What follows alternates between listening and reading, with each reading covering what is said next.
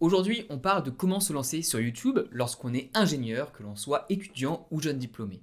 Avec Sylvain Lepoutre qui va nous donner ses 4 conseils. Alors Sylvain, il est ingénieur, il a été entrepreneur aux États-Unis et maintenant c'est un YouTubeur accompli. Et au-delà de ces 4 conseils, on va même parler des cours et des compétences que Sylvain utilise toujours dans sa carrière, y compris un cours sur la conception de produits, aussi étonnant que ça puisse paraître. Bref, sans plus attendre, on est parti avec Sylvain qui nous donne ses 4 conseils pour commencer ou développer sa chaîne YouTube. Si c'est pour démarrer sur YouTube, dites-vous que votre première vidéo YouTube, personne ne va la voir. Ça va être vrai pendant longtemps d'ailleurs. Pendant longtemps, personne ne la verra, cette vidéo, parce que YouTube va pas forcément plus la mettre en avant que ça. Donc, voyez ça comme un galop d'essai, comme, bah, tiens, je fais un test. Elle peut être même toute pourrie, ça peut être juste, enfin voilà, vous pouvez retourner voir mes premières vidéos sur ma chaîne photo, c'est exactement ça, hein. C'est le son est pourri, il y a pas de lumière, je sais pas m'exprimer, enfin voilà. Donc il y a pas besoin de matériel non plus. Vous avez un smartphone, on a des trucs incroyables. Enfin, je veux dire, tu as une caméra et un micro qui sont absolument géniaux là-dedans. On se met à côté d'une fenêtre, on a une belle lumière, boum, on peut faire une super vidéo. Donc ça, c'est vraiment le 1er point, cette peur de se lancer ou d'essayer. Une autre phrase que j'aime bien dire souvent, c'est que YouTube, c'est le royaume des introvertis.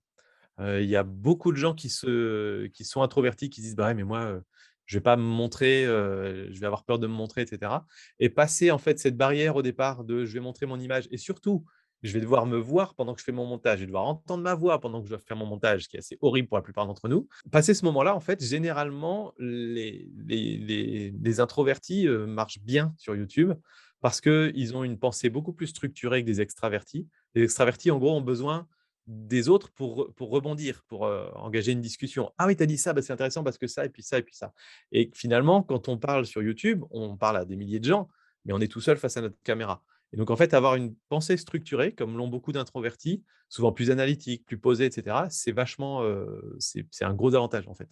Donc les introvertis qui passent cette barrière de départ de se lancer, généralement se débrouillent bien. Donc voilà, première chose, c'est allez-y, faites-en 2, 3, 4 vidéos, personne ne va les voir. Vous pouvez toujours les mettre en non répertorié après si vous en avez honte et dans le pire des cas, de toute façon, tout le monde comprend que les premières vidéos d'une chaîne YouTube, elles sont pourries et donc on vous le reprochera jamais. Donc il faut le faire et ensuite, mais plus tard, quand vous avez commencé à développer un peu votre chaîne, que vous avez trouvé une audience, un peu de traction comme on dit dans le milieu de l'entreprise, c'est de commencer à écrire ces vidéos. Ça, c'est un truc que j'ai commencé à faire il y a très peu de temps, mais c'est absolument génial et c'est fou les résultats que ça apporte en fait par rapport à se dire: «J'ai juste 3 bullet points que je vais balancer comme ça», mais c'est une toute autre gymnastique encore. Ça peut rassurer d'ailleurs des introvertis pour se lancer, d'avoir un texte déjà écrit à l'avance avec un prompteur et tout. Il faut essayer de faire en sorte que ça passe naturel quand même, que ça ait l'air naturel, mais écrire ces vidéos, c'est assez intéressant parce que ça fait du contenu beaucoup plus dense et beaucoup plus qualitatif. Parce que YouTube change et il y a 10 ans, on pouvait démarrer une chaîne YouTube en blablatant pendant un quart d'heure sans dire grand-chose dedans. Autant aujourd'hui, il y a tellement de vidéos hyper qualitatives qu'il faut avoir un propos bien structuré, bien écrit, pour que ça fonctionne. Et sur TikTok, c'est un peu pareil. TikTok ou les shorts, c'est un peu la même chose, hein, finalement. Il y a des gens qui arrivent à s'en sortir sans trop écrire leur contenu, mais globalement, il y a tout le temps soit un concept créatif derrière, soit, je ne vais pas dire un mini storytelling, mais presque. Tu sais, quand tu as des petites scénettes qui vont s'enchaîner, il se passe un truc, puis un autre, puis un autre. Ça a l'air bête TikTok, mais quand on doit enchaîner 4, 5 plans différents pour illustrer ce qu'on vient de dire, pour faire une petite blague et cetera, il y a une certaine gymnastique qui est pas facile à appréhender quand même. Donc enfin voilà, je pense que sur TikTok, c'est pareil, ça va se professionnaliser. Voilà, faut y aller, mais c'est drôle, c'est sympa. C'est très, très chouette à faire, donc allez-y, lancez-vous. Vous risquez rien, au pire, vous apprendrez à vous exprimer un peu mieux à l'oral et c'est toujours ça de prix pour votre carrière pro. On continue avec les cours et les compétences qui sont toujours utiles à Sylvain à ce moment de sa carrière. Et on finira sur le cours de conception de produit qui lui est utile et ça m'a surpris parce qu'il y a un petit twist inattendu. Alors évidemment, les cours de chimie industrielle, je m'en sers pas trop, mais mais tout ce qui était, gestion de projet, c'est énorme. Tout ce qui était, même petit projet de groupe en fait, quand tu dois travailler en équipe, comprendre, comment fonctionnent les uns et les autres dans un univers professionnel et comment tu peux manager pour, une personne par rapport à une autre, par rapport à toi-même, à tes compétences. Donc ça, c'est hyper intéressant parce que je travaille pas tout seul aujourd'hui, je travaille avec des freelances. Donc voilà, il faut gérer un petit peu tout ça et puis, pour moi, les 2 trucs les plus importants quand même, c'est, des outils d'analyse. J'ai un esprit très analytique. En gros, quand j'étais en école d'ingé, ils avaient un peu on se faisait évaluer nos profils et moi, ils m'avaient dit: «Bon alors, excellent esprit d'analyse et de synthèse, donc toi, le métier idéal pour toi, c'est auditeur qualité». Et là, j'ai fait: «Hein? Ah génial! Oh, le mec il va dans l'usine pour améliorer les process de 3 en 1 an, tu vois? Voilà. Donc bon, mais ils avaient vu très juste finalement quand même sur le fait que mon point fort, c'est ça en tout cas, c'est de prendre une énorme masse d'informations, réussir à analyser ça et à transcrire ça de façon lisible et simple et finalement plutôt que de l'utiliser pour améliorer des process dans une usine, je l'utilise pour, transmettre du savoir.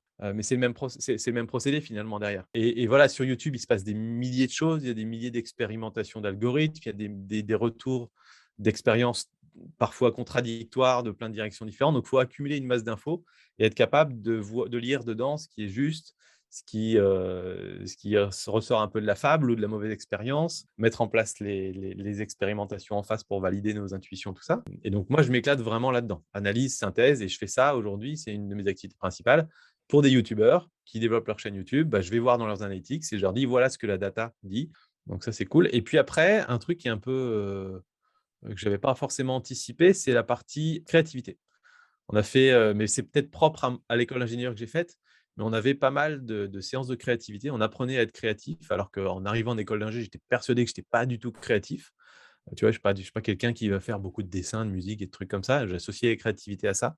Ouais. Mais en fait, la créativité dans la résolution de problèmes, c'est là où je m'en sors très bien.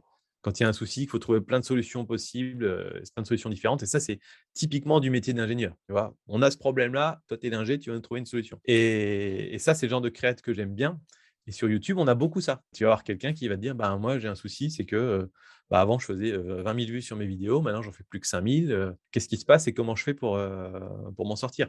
Bah, tu as un problème, tu vas trouver plein de solutions possibles et imaginables en fonction de ce qui se fait ailleurs, en fonction de la personnalité du youtubeur que tu as en face, et cetera. Et puis la créativité, elle est importante aussi pour la création de tes propres vidéos, tu es bien placé pour le savoir. Trouver des sujets qui peuvent être intéressants, trouver quel angle va, donner envie aux gens de cliquer sur la vidéo pour la découvrir. Quelles sont les infos qui sont hyper pertinentes et que tu devrais peut-être placer au début? Quelles sont celles qui, toi, te semblaient intéressantes, mais finalement n'apportent rien de plus à ta vidéo?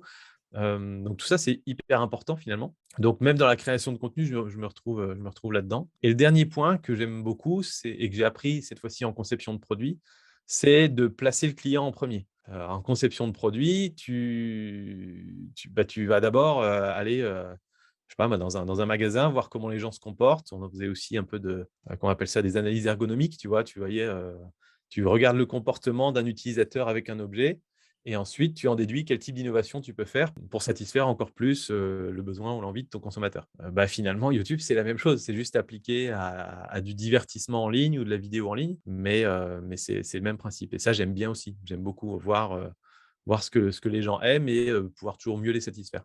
Si vous avez aimé cet extrait d'échange avec Sylvain Lepoutre, je pense que vous allez vraiment aimer la discussion complète qu'on a eue, qui est disponible sur mon podcast Discussion d'ingénieur. Donc il y a une vidéo qui va s'afficher à l'écran, c'est le podcast sur YouTube, et sinon sur toutes vos plateformes de podcast préférées, que ce soit Apple Podcast, Google Podcast, Spotify, etc. Vous trouverez ça sur Discussion d'ingénieur. Merci d'avoir regardé et très bonne journée à vous.